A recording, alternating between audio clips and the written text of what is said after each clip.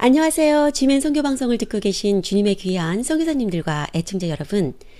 오늘도 주님 안에서 주님께서 주시는 평강과 감사가 넘쳐나시는 하루가 되시기를 바랍니다. 오늘은요, 지난주에 이어서 한인사회에서 많이 다루어지지 않고 이야기되어지지 않고 있는, 그러나 확연하게 점점 증가되고 있는 40, 50대와 10대 자살에 대해서 여러분과 함께 나누고자 합니다. 지난주에도 말씀드렸듯이요, 자살은 더 이상 먼 이웃나라 이야기가 아니라요, 바로 우리 옆집 또는 우리 교회 안에 이야기가 되어가고 있습니다. 요한복음 10장 10절에서는 분명히 말씀하십니다. 도둑이 오는 것은 도둑질하고 죽이고 멸망시키려는 것뿐이요, 내가 온 것은 양으로 생명을 얻게 하고 더 풍성히 얻게 하려 함이라 라고요. 사탄은 도둑입니다. 생명을 도둑질하고 죽이고 우리의 모든 삶을 멸망시키려고 왔지만요, 하나님은 그분 자체가 생명이십니다. 따라서 하나님의 말씀 안에, 하나님 안에 거하는 것은 곧 생명을 얻고 인생의 최고의 행복을 얻는 것입니다.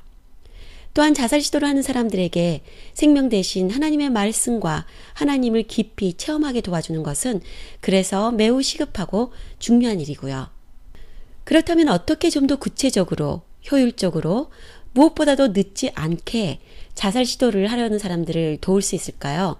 앞으로 제가 나눌 내용들은요, 지난주에 이미 통계를 말씀드렸던 CDC, NIMH, APA의 정신질환 자료들을 총정리한 것들입니다. 자, 그럼 준비가 되셨으면요, 알려드리겠습니다. 자살 시도를 하는 사람들에게는요, 다음과 같은 historical background들이 있습니다.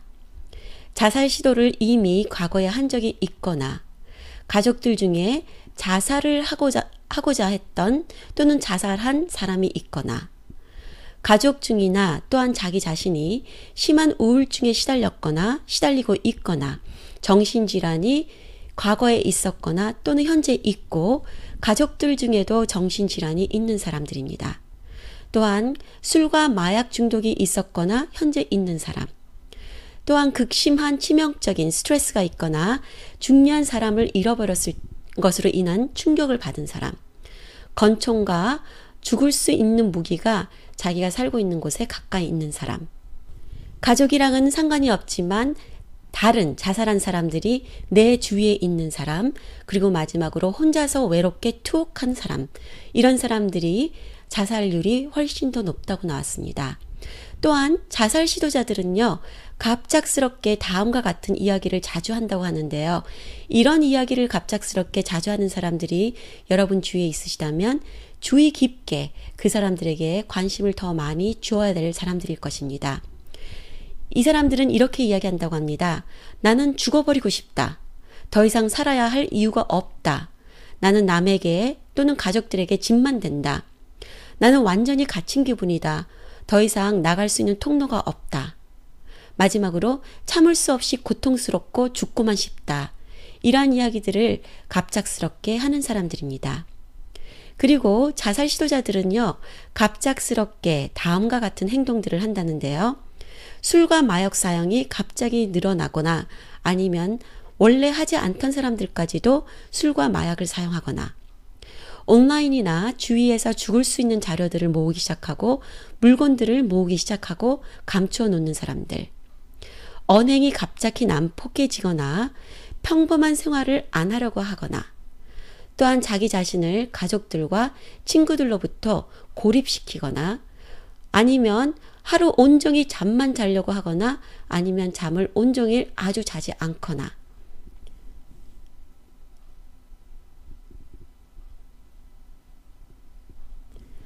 전화 또는 방문하여서 갑자기 너희들 앞으로 잘 지내라, 잘 살아라 라는 인사를 하거나, 또는 자신이 가장 중요하게 소중하게 모아놨던 물건들을 친구나 가족들에게 나눠주기 시작하는 사람이나, 또는 그 사람의 언행이 갑자기 공격적으로 변하는 사람들이라고 합니다. 그리고 자살 시도를 하는 사람들에게는요, 이런 감정들이 갑작스럽게 또 나타난다고 하는데요.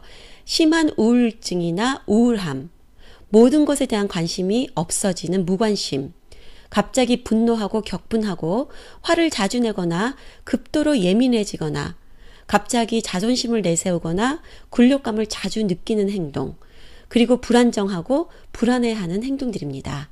그러한 또한 감정들이고요. 그리고 자살률을 높여줄 수 있는 환경적인 요소들이 있는데요. 그것은 바로 자살 전념성이 있는 환경들입니다. 예를 들면 주위의 가족이나 친척, 친구 또는 모르는 사람이나 같은 학교, 직장 등 주위에서 자살한 사람들이 생겨났을 때가 그런 환경이고요. 주위에 총, 칼, 생명을 위협할 수 있는 도구들로 사용할 수 있는 기구들이 가까이 있을 때, 그리고 극심한 괴롭힘을 받거나 가정이나 부모, 자녀 등등의 관계 문제로 힘들어하시는 사람들, 언임플로이먼트나 잡을 잃어서 환경 문제로 심각하게 깊어진 스트레스로 고민하는 그런 것들이 환경 요소라고 합니다. 자, 그렇다면요, 크리스천들이 어떻게 도울 수 있을까요? 첫 번째는 이러한 자살 시도자들의 증상을 보자마자 초기에 잡아야 한다는 것입니다. 위와 같은 증상들이 나 자신에게 또는 내 주위 사람들에게 있다면 가장 중요한 것은 어떤 병이든 초기에 찾아서 빨리 치료를 받는 것입니다. 자살 예방도 마찬가지입니다. 이런 증상들이 있는 걸 알면요, 빨리 교회 목사님들이나 리더분들께 알려서 도움을 청하시기 바랍니다. 두 번째는 교회에서 상담할 수 있는, 도와줄 수 있는 준비를 해주시는 것이 중요합니다. 목회자님들과 리더분들이 교회 안에 이런 상담과 리소스 자료들을 성도들이 구하기 쉽도록 준비해 놓아주시는 것이 중요하고요. 더 중요한 것은 이런 분들이 찾아왔을 때 비밀리, confidentiality를 꼭 지켜주는 것이 더 중요합니다. 교회에 와서 이런 이야기를 나눌 장소, 사람들이 있다는 것을 아는 것만으로도 자살 시도나 자살 기도를 하는 사람들에게는 한 줄기 소망과 빛을 보는 계기가 되기 때문에 중요한 자료들이 될 것입니다. 세 번째로는요, 전문 크리스천 심리 상담가를 추천드립니다.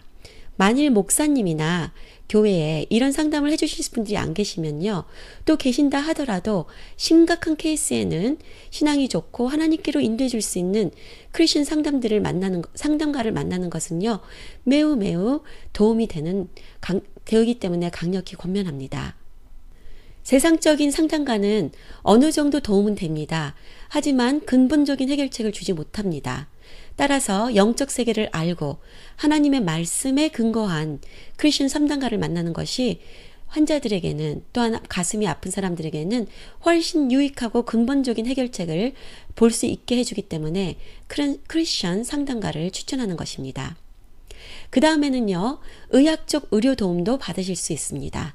특별히 상황이 긴급한 때는요, 우선 911에 연락하셔서 의사들의 도움을 먼저 받고요, 정신 안정이 된 후에 다시 크리스천 상담을 고려하실 수 있고요. 그런데요, 의료 도움을 받으실 때 꼭 알아야 할 것이 있습니다. 의학에선 영적 세계를 모르기 때문에 영적 분별력이 없이 의학적 관점에서만 치료하려고 들기 때문에 잘못 진료를 내리는 경우가 매우 많고요.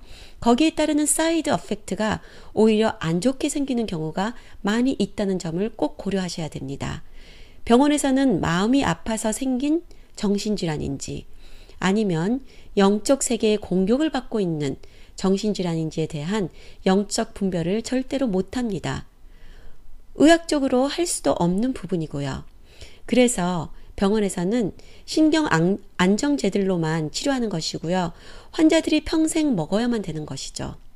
또한 환자가 미쳤다는 것으로 판명됐을 경우 사실상은 영적 공격으로 인한 환자임에도 불구하고 무조건 정신병원에 집어넣는 경우를 여러 번 본 적이 있습니다.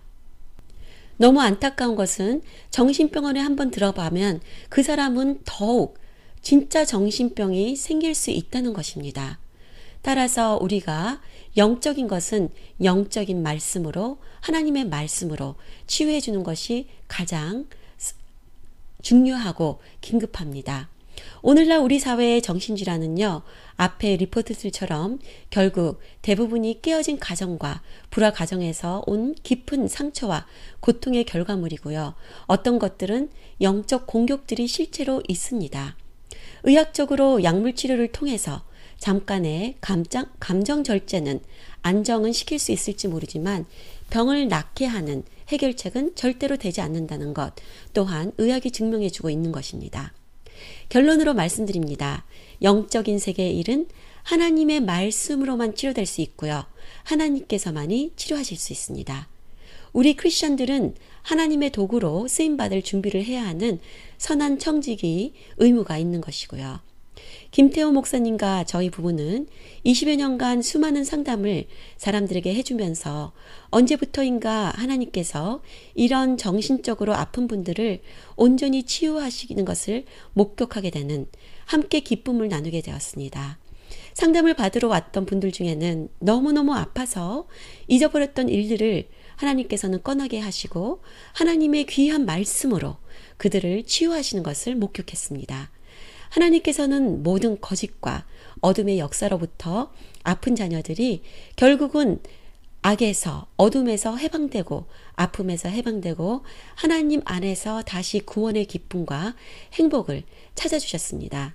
하나님께서만이 모든 영적, 심적, 육적 질병에서 고칠 수 있는 치료자가 되신다는 것을 우리가 믿고 하나님께로 아픈 분들을 이끌어주는 저희가 될 수 있기를 바랍니다.